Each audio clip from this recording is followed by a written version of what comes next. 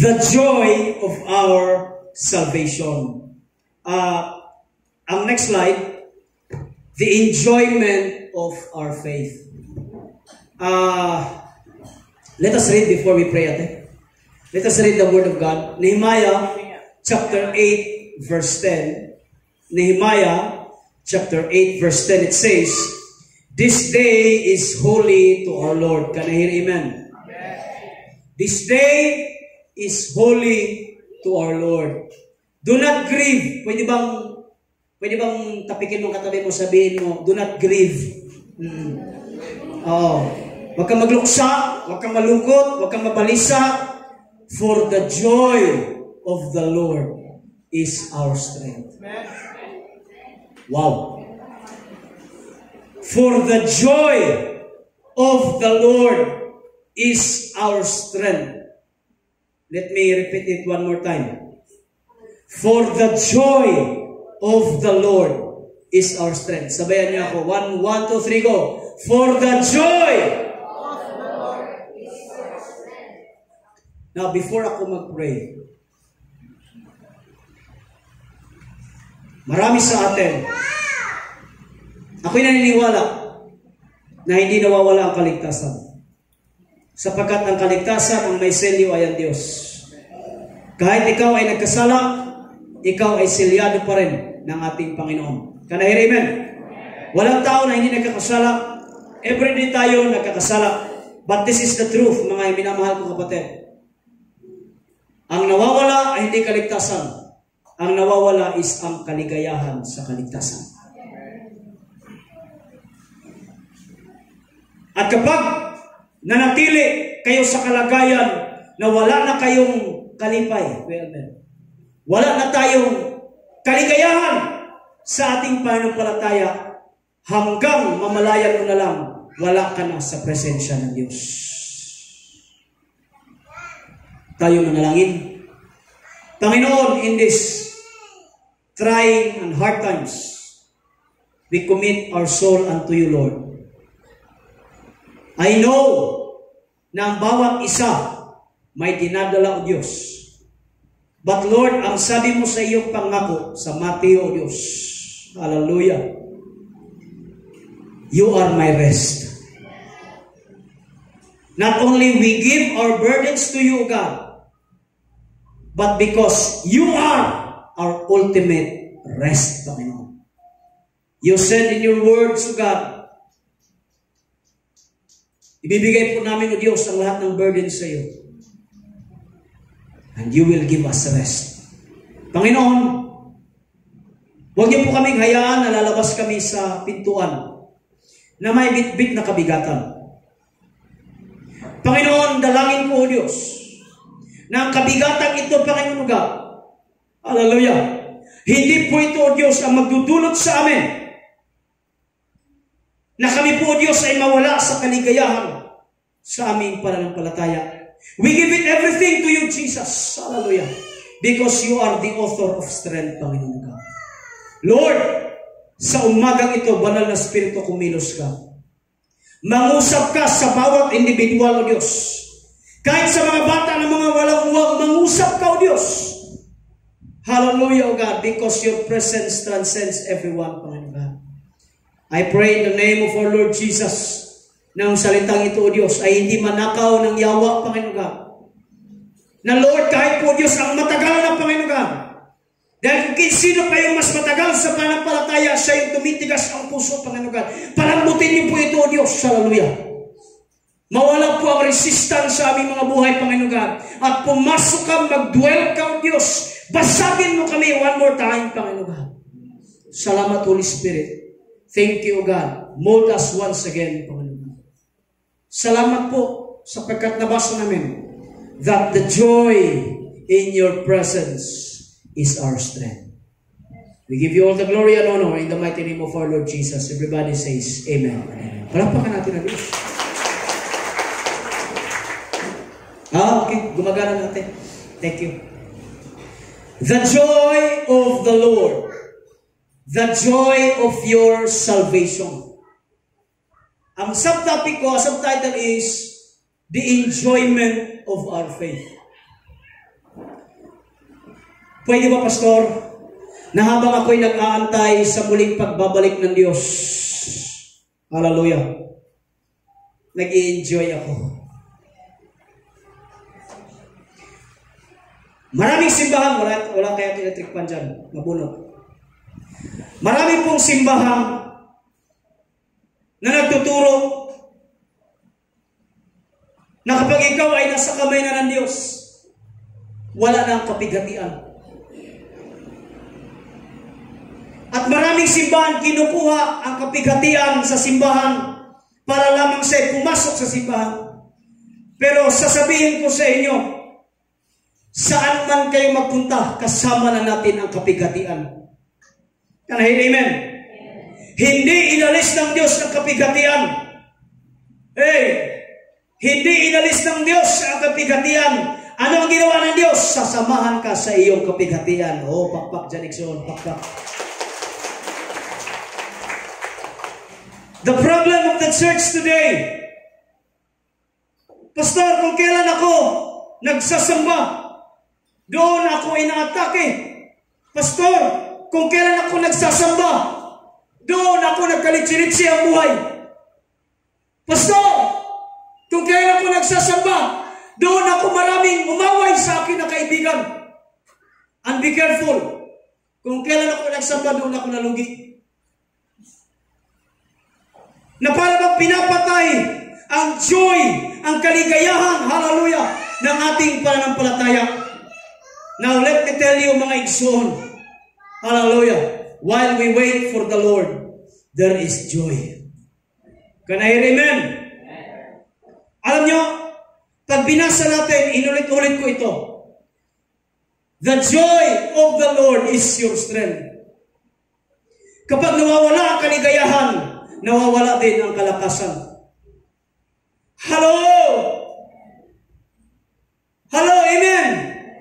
Kapag nawawala ang kaligayahan sa paglilingkod, sa pagsamba, unti-unti din nawawala ang kalakasan, sapagkat ang kaligayahan ay nagsusupport sa iyong kalakasan. Amen!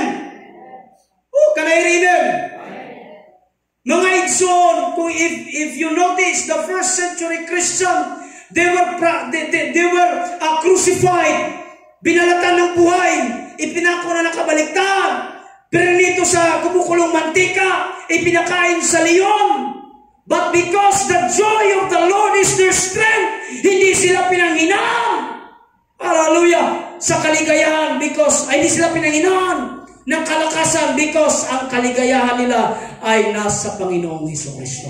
Palakpakan natin ang Panginoon. Hallelujah! What is joy? Joy is a noun.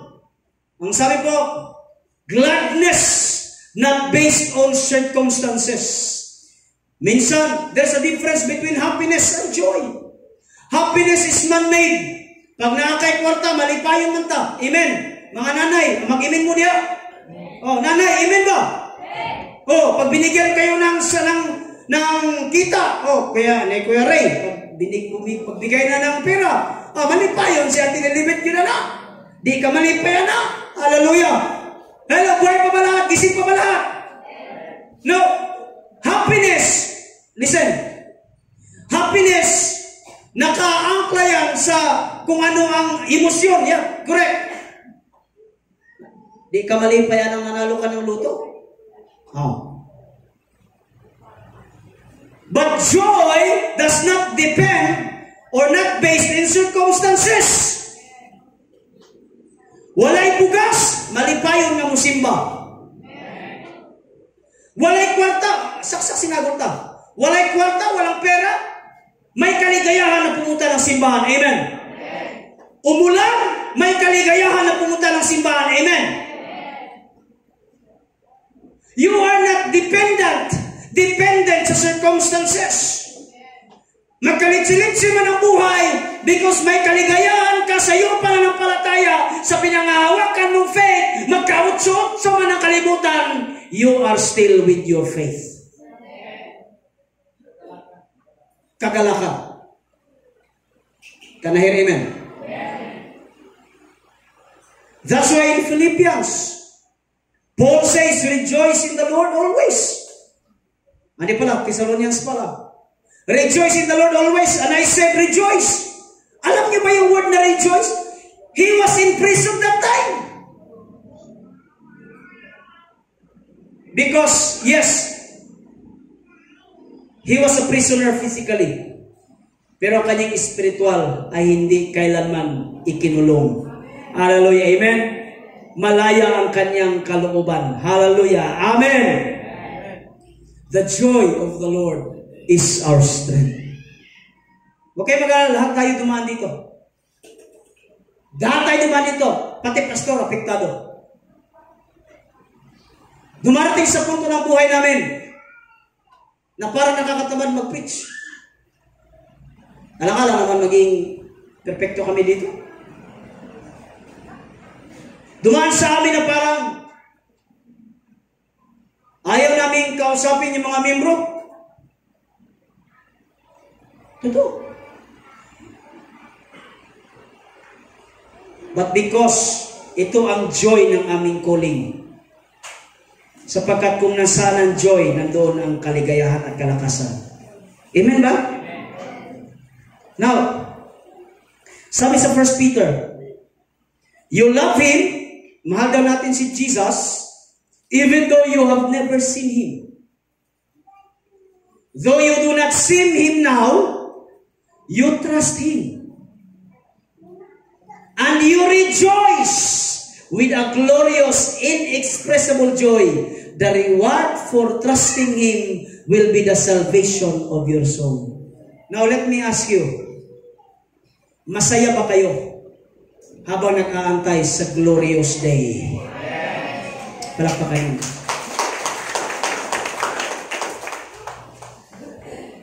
Hallelujah. Now, what are the reasons why the joy diminished? Ano ang mga rason bakit ang joy sa pananampalataya, joy sa ating salvation ay unti-unting nawawala? Hello? Gising pa ba lahat? Pwede bang tapikin mo ang katabi mo, sabihin mo huwag kang matulog? Alam mo naman na Sunday ngayon, nagpuyat ka kanina ang madaling araw. Tapos i-rebuke mo ang yawa, ay, i-rebuke kita ay.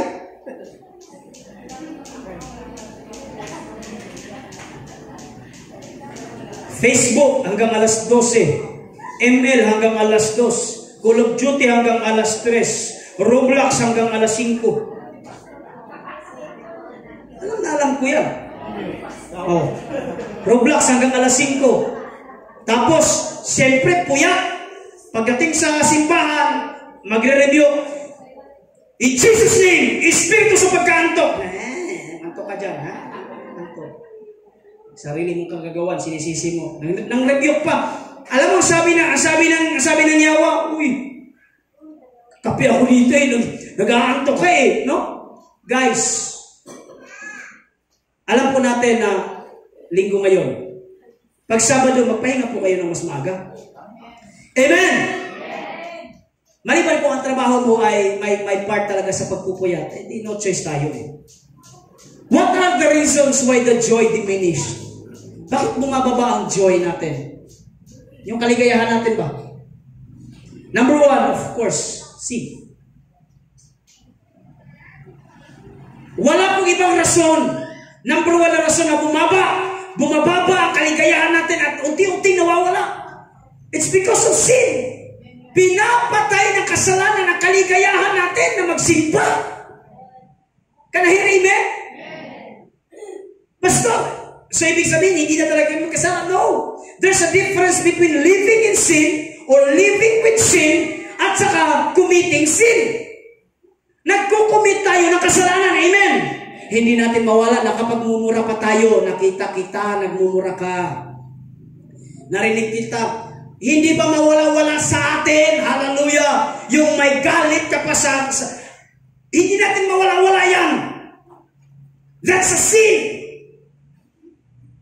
Hindi ko sinasabing hindi natin nagkakasala. Nagkakasala pa rin tayo. Tapikin mo, katabi mo, sabihin mo, nagkakasala ka pa. Come on, church! Kaya palitan mo ng malamig, hindi ako si Papa.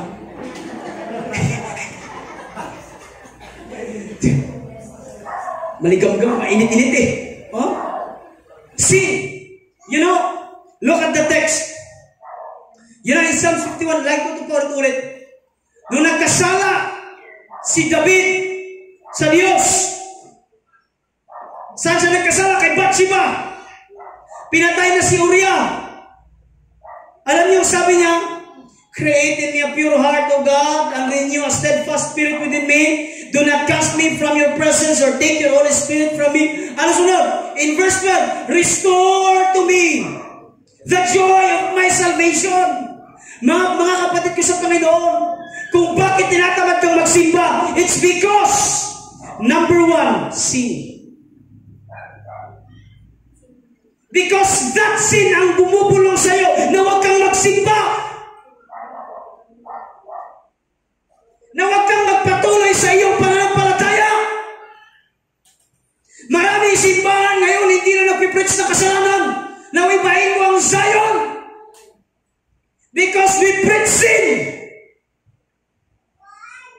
If you have sin, always confess it to God.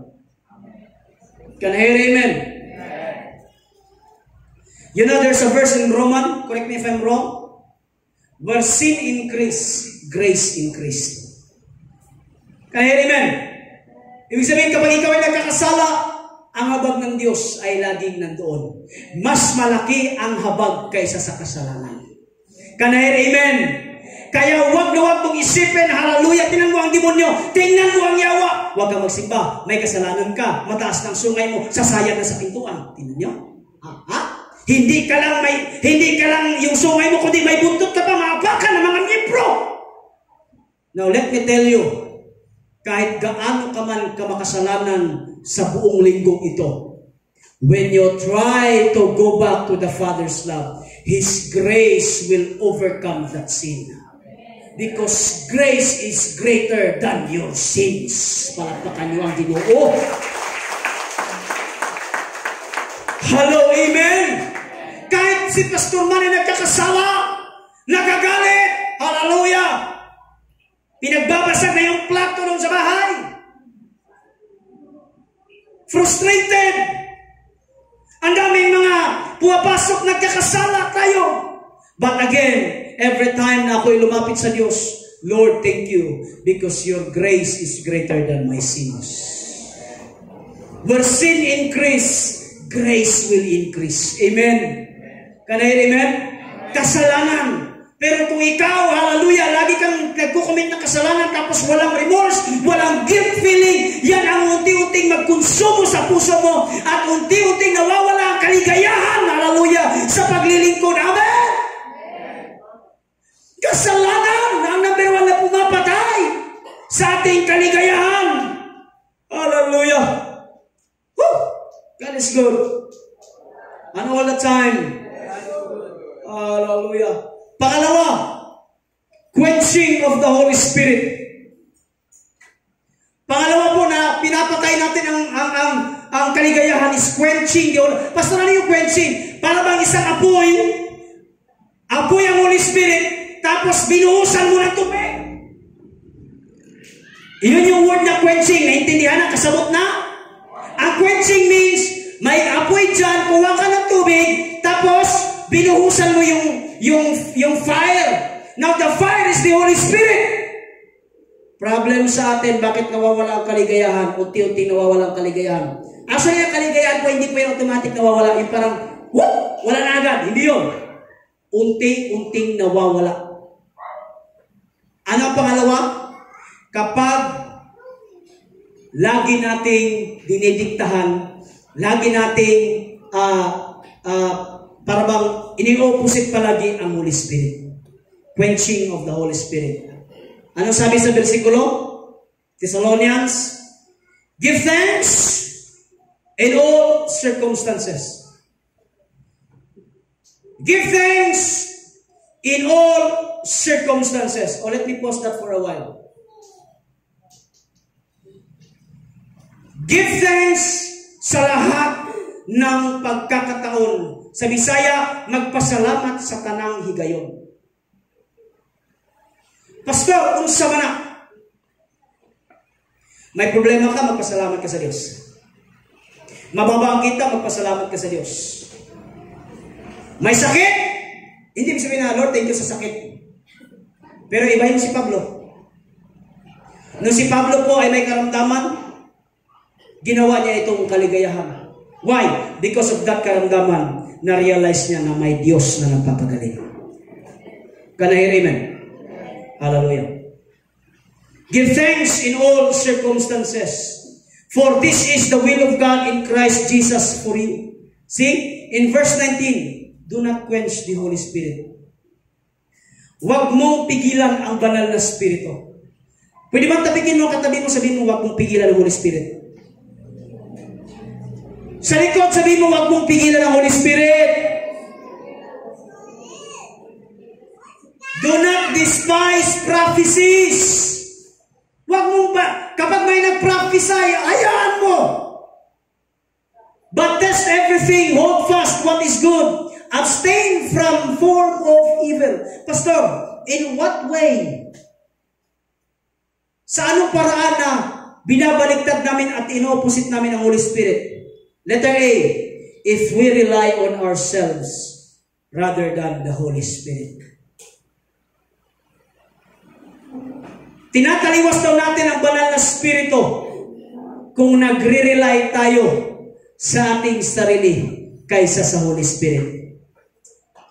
Itaas ang kamay dito na nakapag-invite na ng mga kaibigan. Come on, church. Itaas ang kamay. Wala? Ilan lang? Praise the Lord. Nakapag-invite na ng kaibigan ba sa church? Itaas ang kamay. One more time. Salamat po. Dumating sa ating buhay na naging frustrated tayo. Bakit frustrated tayo? Frustrated tayo kasi 1,000 beses mo na siyang sinabihan, ayaw pa rin umatin. At minsan frustrated tayo not because of yourself. Frustrated tayo kasi may mga churches na laging nagkukondem sa'yo na kapag sinabi, pag wala kang nadala, maimpyerno ka. Biruin mo, sasabihan ka na kapag wala kang bunga, puputulin. Oy, nabanggit ko na yung bunga ha. Huwag natin ulit-ulitin ha. Natapik ko na yung bunga. Yung word na aryo. Airo pala, airo. Airo, hindi puputulin kundi iaangat. Kasi puro, wala ka na doon sa vine. Nandun ka na sa lupa. Frustrated tayo. Yung kapitbahay natin, in-invite mo na sa ganito, invite. Wala talaga. Alam niyo, huwag kayong ma-frustrate. Dapat magkaroon kayo ng joy. Why? Kasi hindi ko naman talaga trabaho, mga kapatid, ang magkumbinsi. Ang pagkumbinsi, trabaho yan ng Holy Spirit. Ang negosyo mo, ang purpose mo, is to express, punta ka sa church. Kapag hindi sila umatin, why not? Nag-frustrate tayo kasi gusto natin mapunta talaga sila sa simbahan. Pero hindi naman. Lahat ng puso ay mataba. May puso na bato. May puso na damo. Yung iba gumagamit ng damo. That's why grabe ang pagpupumilit na mag-evangelize. Walang problema ang mag-evangelize. Nagkakaroon ng problema sa pagpasok ng simbahan kasi nga ang trabaho ng pag-transform, pag-convict, hindi mo trabaho. Kahit pakainin mo na sa Jollibee, Chowking, o painumin mo sa Starbucks, hindi talaga yan pupunta sa simbahan. Why? Hindi convicted. So, pastor, mag-stop lang tayo na mag-evangelize? No. That is our work. And the work of convicting people and transforming people is Holy Spirit. Tapikin mo yung nasa likod na sabihin mo, hindi mo trabaho ang magbago ng tao. Come on, church.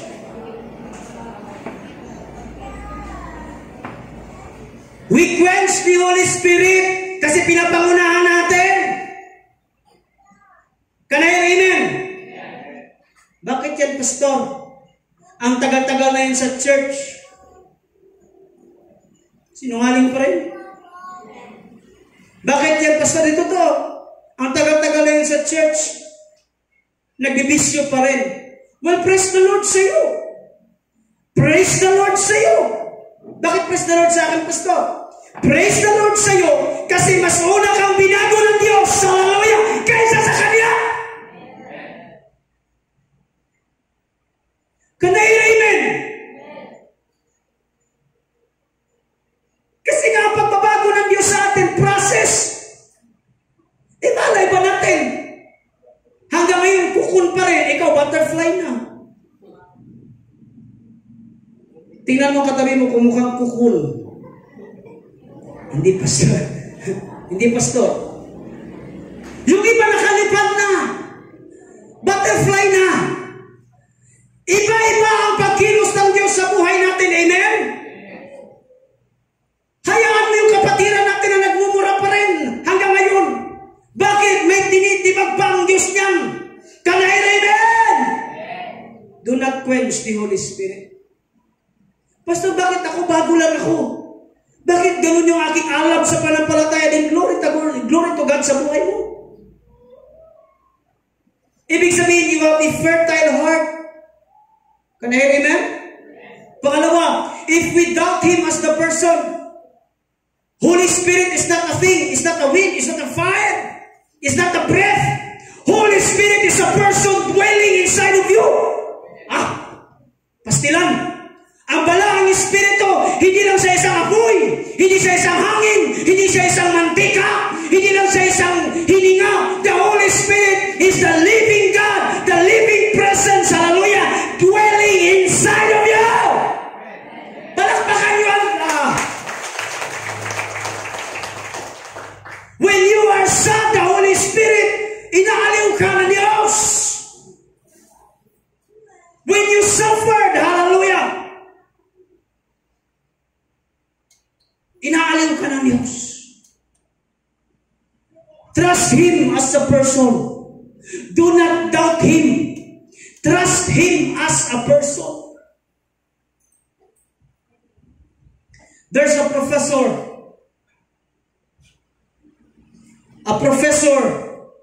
an atheist professor. Meron siyang kaibigan na pastor, isang atheist na professor. Brilliant. Napakatalino. Sabi ng kaibigan niya, pastor, pre, basahin mo ang Bible. Basahin mo ang Bible, pre. Sabi niya, okay. Pero wag mong asahan na pag nabasa ko ang Bible, maborn again ako, ha? Ang sabi ng pastor, sabi ko lang naman, nabasahin mo, Hello, buhay pa ba lahat? Isip pa ba lahat? After isang taon, nakita ulit sila. Kanayan, amen? True story. Sabi ng pastor, friend, kumusta? Nabasa mo na yung Bible? Alam mo sabi ng professor na yun? Oo, nabasa ko ang Bible. O ano ang nalaman mo, naintindihan mo? Sabi niya, nabasa ko na ang libro ng Zoroastrianism, nabasa ko na ang Buddhism, nabasa ko na ang Islam, nabasa ko na ang Tanakh, Torah ng Judaism, nabasa ko na ang Hinduism, yung mga libro nila. At binasa ko ang Bible. Isa lang ang conclusion ko. Kakaiba ang Diyos nyo. Bakit naman, sir? Because katangi-tangi ang Kristyanismo na ang Diyos ay wala sa malayo. Ang Diyos ay nanatili sa puso. Palapakan ng Diyos. Kasi maraming reliyon nag-o-offer, ang Diyos ay malayo. Ikaw ay nasa lupa. Pero ang Diyos natin, hallelujah, nananatili sa puso natin. Every time you see a person, the Holy Spirit is in him. Can I hear amen? Pwede bang tapikin mo ang katabi mo, sabihin mo, nasa iyo ang Holy Spirit. Letter C, if we reject the works of His gift to the church. Pastor, ano po ang gift ng Holy Spirit? Magkaiba ang fruit sa gift. Ang gift, hindi para sa lahat. Hello? Ang gift, hindi para sa lahat. May gift, ano ang gift ng Holy Spirit? May teacher. May evangelist. May pastor. May prophets. In short, hindi po iba-iba po tayo ng regalo ng Diyos. Amen? Therefore, hindi po lahat leader. No. Hindi po lahat. Pastor, hindi talaga ako marunong magsalita. Pero pag lutuin mo ako, pastor, kahit gaano kalaki at karami na bigas, kaya kong lutuin. Yun ang gift para sa'yo ng Diyos. Bakit mo kailangan pang patayuin dito? Hindi talaga nakakapagsalita. Tapos i-encourage ka pa, hallelujah, na ang Diyos ang magsasalita sa iyo. Hindi ka naman si Moses. Mas lalo, hindi ka si Aaron. Sino ka? Ikaw si Armando Pantinople. May sarili kang pangalan. Can I hear me? Iba-iba tayo ng function sa church. Can I hear me? Pansinin nyo, ang example sa atin ng Diyos is what? We are the body of Christ. Katawan. In short, dito may mata, may bibig, may kamay, may paa. Tingnan mo, katabi mo kumukhang paa. Okay.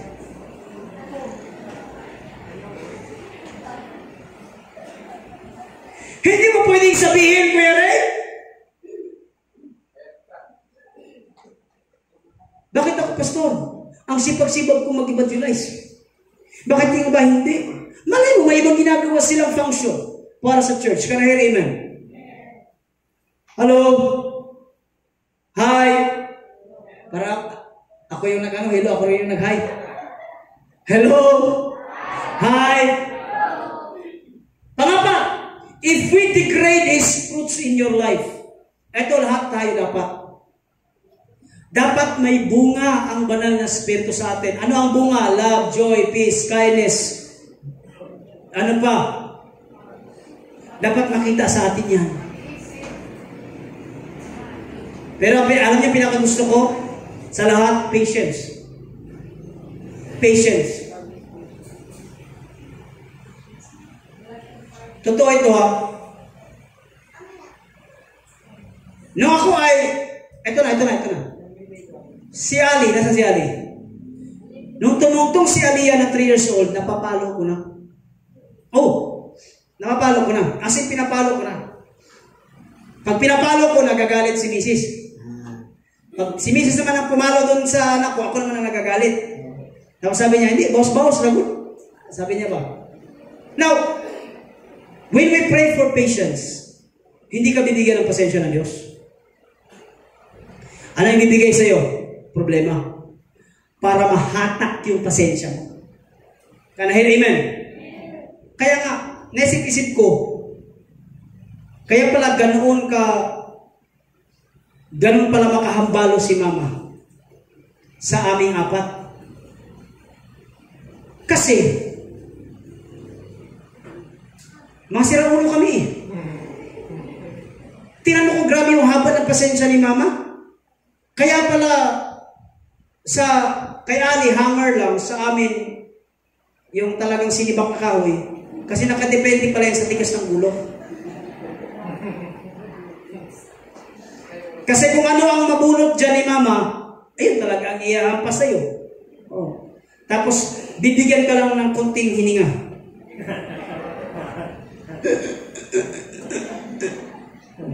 O tubig.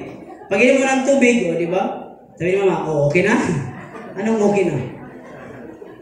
Kaya pala, ang mga magulang natin, mga anak, makinig kayo, ang magulang natin, sila ang may pinakamahabang pasensya. Mga nanay, pakpak dyan, pakpak.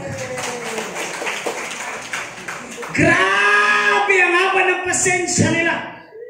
Sobrang haba. Iksoon, isa pa lang ang aking anak. Paano pag-apat, 5 na ang iyong anak? na pasensya. Grabe. Hallelujah. Kaya alam nyo, segue ko lang. Kapag tumatanda ka sa pananampalataya, tumataas din ang iyong pasensya.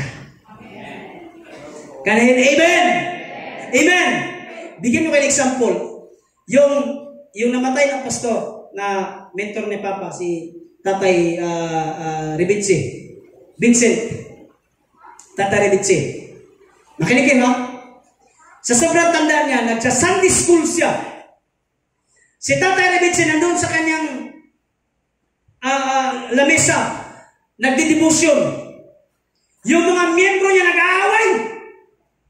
Sunday school, ha? Hindi nagmumura, nag-aaway lang ba? Nagdidibate. Hele, hindi pre, mali ka pre. Hindi pre, tama ka pre. Nagdidibate talaga, dibate. Ako speaker that time. Sabi ko sa mukha ko, basang sisiw dun sa sulok. Sabi ko, no. Sabi ko, wala bang mag-ano dito? Wala bang sisita dito? Si Tatay Rebitse, wala. Sulat lang. Sulat lang. Walang earphone, wala. Sulat lang. Pagdating ng alas 9, biglang tumayo si Tatay Rebitse. Sabi ni Tatay Rebitse, mga kapatid, tayo po ay manalangin. Tahimik na sila lahat. Tapos nag-pray. Tinanong ko, Pastor, Tay, kaya mo sa ganyan? Sabi niya, pag matagal ka na sa ministry, hahaba ang pasensya mo. Kanair, amen. Kaya habang tinitingnan ko kayo, sabi ni Papa, wala naman talagang ihahabilin ng pulpito kundi sa akin. Habang tinitingnan ko kayo, Lord, habaan mo pa ang aking pasensya. Habaan mo pa ang aking pasensya. Praise the Lord. Hallelujah. Can I hear amen? Hallelujah. Now, number 1, sin. Pangalawa, quenching the Holy Spirit. Pinaka the best. How to restore the joy. Paano ma-restore ang joy? Mga igsoon, sino pong gusto dito ma-restore ang kanilang joy? Taas nga ang kamay, mga kapatid. Nawawala ang joy because inatake ka. Nawawala ang joy kasi, but again, how to restore the joy? Number 1, God. As simple as that. How to restore the joy? God. Everybody say with me, God. Walang iba ang makapag-restore ng joy kundi God. Pastor, in what way? The Bible makes it abundantly clear that God created man and that He created him for His glory. Tayo ay nilikha ng Diyos para sa Kanyang kaluwalhatian. Amen. Ulitin ko, tayo ay nilikha ng Diyos para sa kaluwalhatian ng Diyos. Amen. Can I hear amen? Psalm 16:11. Kayo ang magbasa. 1, 2, 3, go!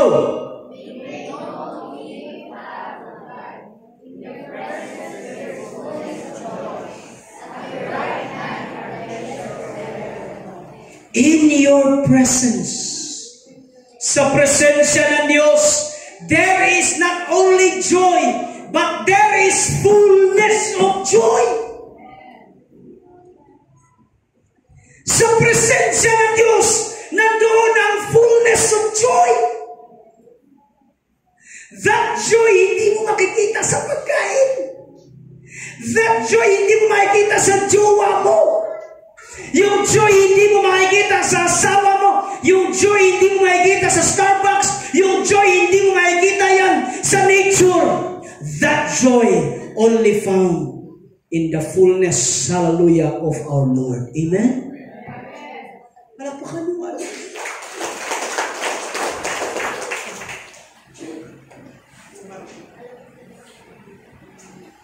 Sabi ng lalaki sa kanyang babae, mahal. Grabe oh. Mahal. Ikaw ang aking pahinga. Grabe. Sagot ng babae, sino ang nagpagod sa iyo? Bakit ako ang naging pahinga mo? Saan ka na pagod? Pagod ka na sa akin? Mga igsoon, the true rest, makikita natin sa ating Panginoon. Kahit bigyan ka ng milyon ngayon, I love Jim Carrey. Jim Carrey once stated this. It goes like this. I pray that everyone will become a millionaire and famous. Sabi ni Jim Carrey yan. Nagpipray ako na lahat makatanggap ng milyon at lahat ay maging sikat. At kung matanggap na nila ang milyon at sila ay sikat na, pag nandun na sila sa tugato, ma-realize nila na may kulang pa rin. Hello! Amen! Because ulit-ulitin natin dito, tanging ang pagkukulang na yan, walang ibang magpupuno kundi ang ating Panginoon. Because in His presence, there is fullness of joy. Hello? Amen? Paano to restore the joy? God. Anong gagawin kay Lord? Worship God. Worship God. Alam niyo, how to worship God? Prayer. Nagka-problema yung ating laptop. Prayer. Everybody say with me, prayer. Pangalawa, Word of God. Te, okay na yan, te. Hayaan mo lang, te. Malapit na matapos. How to restore the joy of salvation? Prayer. Pangalawa, Word of God. Pwede ba ang tapikin mo ang katabi mo, sabihin mo, magbasa ka ng Bible?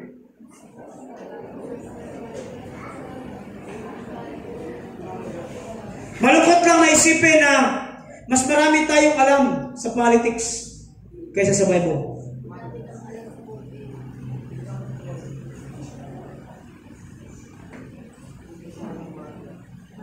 Nakakalungkot na mas nididipinsahan pa natin si Kibuloy kaysa sa Bible.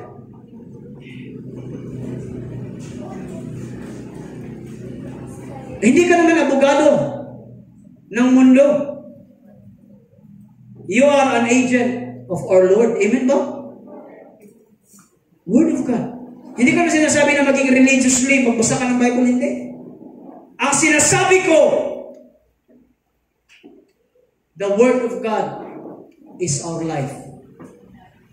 Last but not the least, sing praises to God. Naalala niyo na si Pablo at saka sino ba yung kasama niya sa kulungan? Silas. Si Pablo at saka si Silas, nung nakulong sila, alam niyo ginawa nila? Pagkatapos nilang manalangin, they worship God. In what way? Sing praises to God. Because ang pagpupuri, pagsamba, at pag-aawit ay a form of worship. Can I hear amen? Try ninyo. Try ninyo. Sa inyong tahanan, pag kayo ay problemado, magpatugtog lang kayo ng mga worship songs and it can change everything. Problema?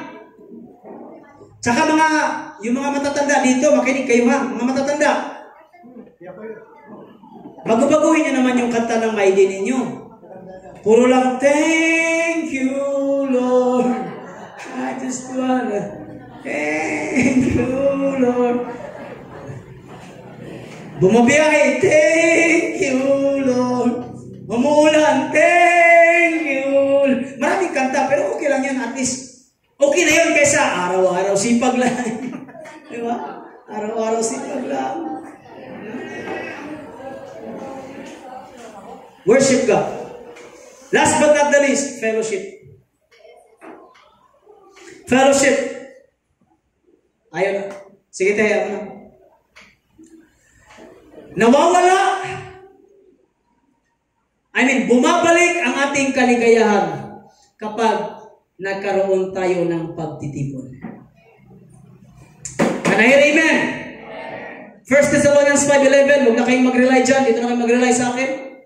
Therefore, encourage one another and build one another up, just as you are doing. Matthew 18:20. For where 2 or 3 are gathered in my name, there am I among them.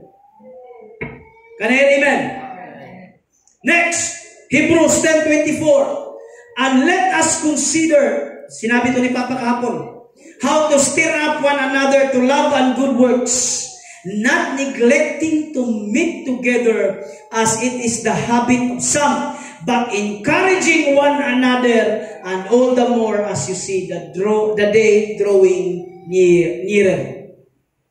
Mga igsoon, ang fellowship nakakapag-ignite ng joy. Amen? Masaya ba kayo na makikipag-usap sa inyong pastor? Can I hear amen? Masaya ba kayo na nakikipag-usap sa kapatiran? Amen. Because sa fellowship nandoon ang joy. Because 2 or 3 gathered in His name, nandoon ang ating Panginoon. Hello? Can I hear amen?